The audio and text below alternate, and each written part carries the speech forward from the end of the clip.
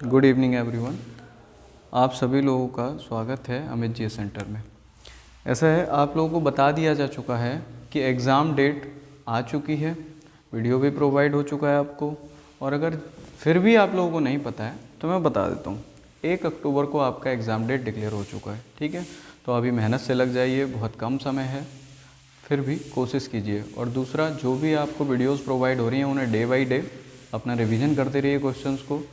ठीक, कोई दिक्कत हो रही है तो आप हमारे टेलीग्राम चैनल पे क्वेश्चन पुट अप कर सकते हैं। ठीक है, कमेंट में लिख दीजिए, कोई भी क्वेश्चन में डाउट हो तो बता सकते हैं आप लोग।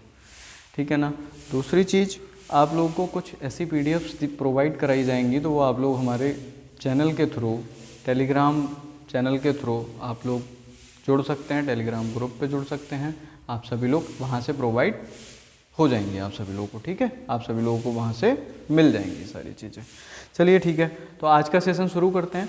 और आप लोगों को जो लास्ट लेक्चर्स आप लोगों को दिए गए हैं वो सारे के सारे रिवाइज करें और कॉपी पेन लेके बैठें। देखिए, पहला क्वेश्चन क्या है। पहला क्वेश्चन है भिन्नों, इतनी सारी भिन्न दी हुई हैं, उनका योग है। अब इस टाइप के क्वेश्चन में क्या होता है, छोटा सा क्वेश्चन है, ये भिन्न दी हुई हैं, फ्रैक्शंस दी हुई हैं। देखिए ध्यान से, आपको क्या करना है, योग का मतलब क्या होता है, जोड़। योग का मतलब जोड़ना। तो 2/9 + 4/3 + 6/18 ये जोड़ना है। तो जितना छोटा हो सकता है उतना छोटा बना लीजिए। ये छोटा हो सकता है, 6 कम 6, 6 तियां 18। तो कितना बन गया बताइए। इसकी जगह मैं डायरेक्टली मिटा के 1/3 लिख दूं, कोई दिक्कत है? मिटा के लिख देते हैं 1/3। अब क्या करना है, ध्यान से देखिए। अब आप हर को समान कर लीजिए। हर को क्या करना है, समान करना है। तो ध्यान से देखिए, हर को समान। तो इसमें हर में सबसे बड़ी संख्या ढूंढिए। एलसीएम लेते हैं, तो एलसीएम लेने का सबसे आसान तरीका है, मैं पहले भी बता चुका हूं और अब भी बता रहा हूं। तो हर में जो संख्या होगी आपकी, हर में जो भी संख्या होगी वो सबसे बड़ी संख्या ढूंढिए। 9 क्या है, 9। 9 बड़ा है, 3 बड़ा है, 9 बड़ा है। तो 9 का पहाड़ा पढ़िए, 9 एकम 9। ये 3 तियां 9, 3 तियां 9, मतलब 3 से पूरी तरह विभाजित हो जा रही है। 9 से 9 तो हो ही जाती है डिवाइड। ठीक है ना। तो आपको क्या करना है, 9 बनाना है। सारे के सारे भिन्नों के हर में 9 बनाना है। अब यहाँ 9 बनाने के लिए ऐसा क्या करना पड़ेगा आपको, तो 3 से गुणा करना पड़ेगा यहाँ पे।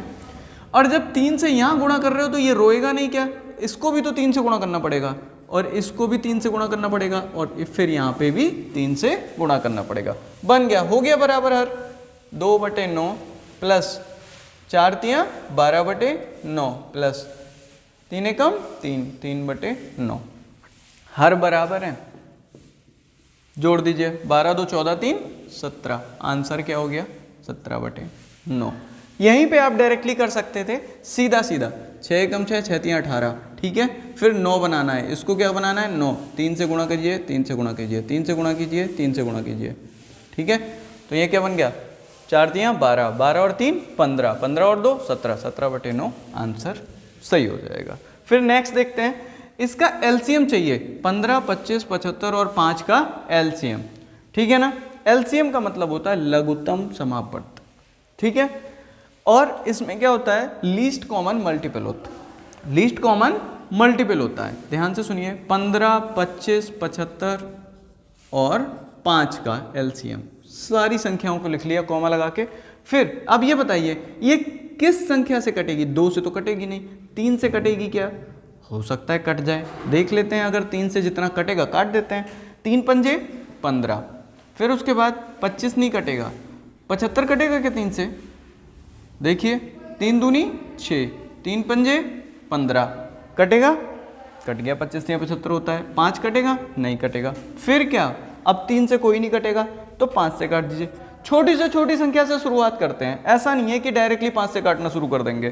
तो 5 एकम 5, 5 पंजे 25, 5 पंजे 25, 5 एकम 5, फिर 5 से काट दीजिए। 5 एकम 5 एकम 5 एकम और 1। अब इसका सबका मल्टीप्लाई कर लीजिए। 3 पंजे 15, 15 पना 75 और 75 आपका क्या हो गया, आंसर हो गया, एलसीएम हो गया। क्लियर हो गया। अगर आपसे एचसीएफ पूछा जाता तो क्या होता, तो सबसे छोटी संख्या ढूंढा करो। और सबसे छोटी संख्या से अगर पूरी की पूरी सारी संख्याएं कट रही हैं तो वो उसका HCF हो गया, उसे बोलते हैं हाईएस्ट कॉमन फैक्टर। ठीक है ना। अब जरा ध्यान से देखिए नेक्स्ट क्वेश्चन क्या होता है, इतना समझ में आ गया। नेक्स्ट क्वेश्चन क्या होता है, एक त्रिभुज के कोणों का योग कितना होता है। एक त्रिभुज के कोणों का योग, या फिर कहीं कहीं आपको लिखा हुआ मिलेगा एक त्रिभुज के अंतःकोणों का योग कितना होगा। तो सब जानते हैं ये रनिंग क्वेश्चन है, 180 डिग्री होता है। लेकिन अब मैं आपको यहाँ एक छोटी सी ऐसी चीज़ बता रहा हूँ कि आप चाहे पंचभुज हो, चाहे षटभुज हो, चाहे अष्टभुज हो, चाहे चतुर्भुज हो, चाहे त्रिभुज हो, किसी भी शेप के अगर अंतःकोणों का योग पूछना है तो सिंपल सा फॉर्मूला है बहुभुज के अंतःकोणों का योग। बहुभुज के अंतःकोणों का योग का फॉर्मूला क्या होता है उसको लिख लीजिए, कहीं भी काम आ जाएगा। अंतःकोणों का योग, मिलते जुलते क्वेश्चन आएंगे, कुछ अलग नहीं आएगा। अंतःकोणों का योग क्या होता है बताइए, 2n-4 इंटू 90। ठीक है। अब n क्या है, भुजाओं की संख्या। अब ये बताइए त्रिभुज में कितनी भुजाएं होंगी, ये त्रिभुज होता है, त्रिभुज में 3 ही भुजाएं तो होंगी, 1 2 3, 3 ही तो होंगी। तो n बराबर यहाँ पे वैल्यू कितनी हो जाएगी त्रिभुज के लिए, 3। त्रिभुज के अंतःकोणों का योग कितना हो जाएगा जरा देखिए, 2 into 3 - 4 right into 90 equal to 2 3 6, 2 3 6, 6 में से 4 गया 2 गुणे 90 बराबर 180 डिग्री होगा कि नहीं होगा। तो त्रिभुज के अंतःकोणों का योग कितना हो गया, 180 डिग्री। अगर चतुर्भुज की बात करते तो n बराबर 4 रखिए, देखिए यहीं पे कीजिए, 4 दूनी 8, 8 में से 4 गया 4, 4 नेम 36। कोई भी चतुर्भुज होता है उसके चारों अंतःकोणों का योग कितना होता है, या अंतःकोणों का योग कितना होता है, 360 डिग्री। समझ में आया, आसान सा क्वेश्चन है और इसको कहीं भी लिख लीजिए, ये लाइफ लॉन्ग आपको भूलना नहीं है, सारा का सारा हो जाएगा। ठीक है। अब नेक्स्ट क्वेश्चन पे आते हैं। ये क्वेश्चन क्या है, एक आयताकार मैदान का क्षेत्रफल 1053 वर्ग मीटर है, इसकी लंबाई इतनी है तो इसकी चौड़ाई क्या होगी। अब मैदान ना समझ के आप अपना खेत ले लीजिए, आपके खेत का जो क्षेत्रफल है वो कितना, एरिया, एरिया को ए से लिखते हैं, कितना है 1053 वर्ग मीटर, सही है। और इसकी लंबाई कितनी है 39 मीटर, 39 मीटर राइट। तो चौड़ाई आपसे पूछी है। अब क्या आप अपने खेत का निकाल नहीं सकते चौड़ाई, कैसे निकालेंगे, या तो मेज़र कर लीजिए जाके। अब यहाँ पे जरूरी थोड़ी कि आपके खेत का साइज इतना ही हो, तो सीधे सीधे आप क्या करेंगे, निकाल लीजिए। एरिया का फॉर्मूला क्या होता है, या क्षेत्रफल का फॉर्मूला क्या होता है, लंबाई इंटू चौड़ाई, लंबाई इंटू चौड़ाई, होता है कि नहीं होता है। अब लंबाई कितनी है पता है आपको, 39 इंटू चौड़ाई, और ये कितना है 1053। इतनी बात समझ में आ गई। अब जरा ध्यान से देखिए क्या करना है, ये इधर इसके गुणा में है तो ये इधर जाएगा तो ये अपॉन में चला जाएगा। तो क्या जरूरत पड़ी है, हमको आंसर चाहिए, सीधे सीधे इससे काट देते हैं। अब ये बताइए 3 से कटेगा क्या 39, काट देते हैं, 3 एकम 3, 3 तियां 9। अब 3 से इसको काटो, 3 तियां 9, कितना बचा 1, 3 पंजे 15, 3 एकम 3। सही आ रहा है आंसर, आई थिंक सही आ रहा है, देख लेते हैं। अब इसको काट के देखते हैं, 13 से, 13 दूनी 26, और कितना बचा 9, 91 हुआ, 13 सत्ते 91। आंसर कितना आया 27। आंसर कितना आया 27। इसका मतलब ये था कि 1053 इसके अपॉन में आ जाएगा, और इसको सीधे सीधे काट सकते हैं आप, आसान है, 27 ही आएगा। ठीक है ना। फिर नेक्स्ट क्वेश्चन देखते हैं। ये बहुत आते हैं, बहुत ज़्यादा आते हैं, और छोटा सा क्वेश्चन होता है। एक ट्रेन 360 किलोमीटर प्रति घंटे की चाल से 60 मिनट में कितनी दूरी तय करेगी, ये पूछ रहा है। तो भाई सीधे सीधे फॉर्मूला होता है चाल बराबर दूरी बटे समय, चाल बराबर दूरी अपॉन समय, या speed is equal to distance upon time, speed is equal to distance upon time.